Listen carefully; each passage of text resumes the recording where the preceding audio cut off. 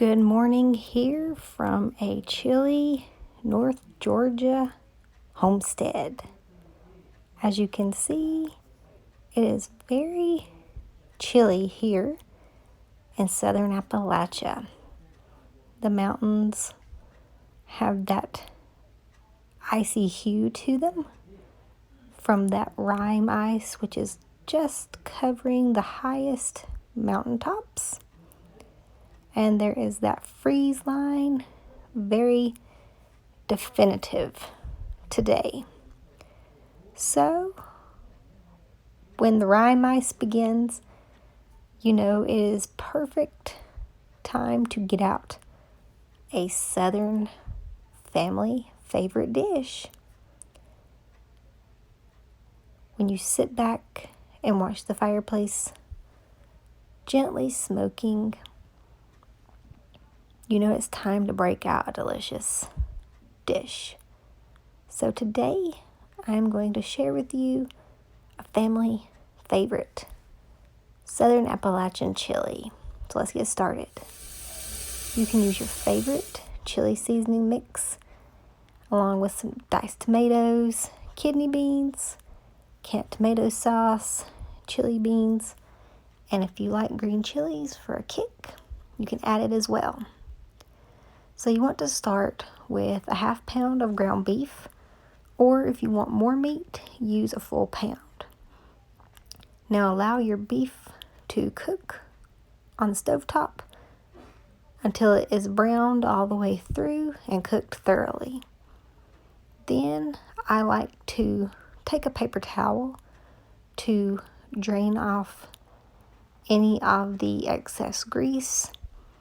You don't want your chili to contain all of that grease. It makes for a poor taste and a little watery, especially when you add your packet of chili seasoning mix. So go ahead and add in your packet of chili powder once you have drained your meat, and make sure to stir it well into the beef. You can also substitute turkey, but here we love beef. Now go ahead and add in your can of diced tomatoes and stir those in to make sure that it gets all the juices in there and your meat is not sticking to the pan. Next, add in 1 can of tomato sauce and stir that into the mixture very well. As you can see, our base is beginning to form well. And now we're going to go ahead and add in our beans. So first, you want to add in your can of chili beans and go ahead and mix those in to the pot, continuing to stir so that bottom does not stick. Then next, we're going to add in our can of red kidney beans. Now, if you don't like kidney beans, you can always substitute this out for your favorite bean, whether it be a black bean or some other pinto bean. This chili is also good with a can of chickpeas if you want to try something different. So just continue stirring, incorporating everything well, making sure that nothing sticks. And you want to allow this just to simmer on the stove for a couple more minutes till it is nice and bubbly and everything is marinating together.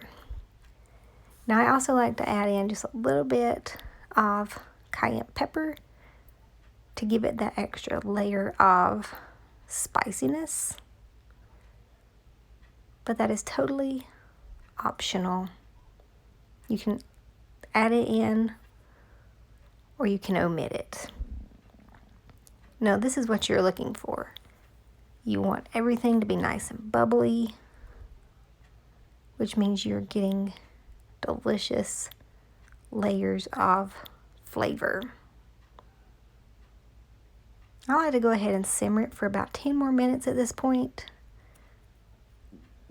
and turn it on low for up to 30 minutes, allowing it to simmer a little bit longer and everything to develop that hearty, rich, spicy chili flavor.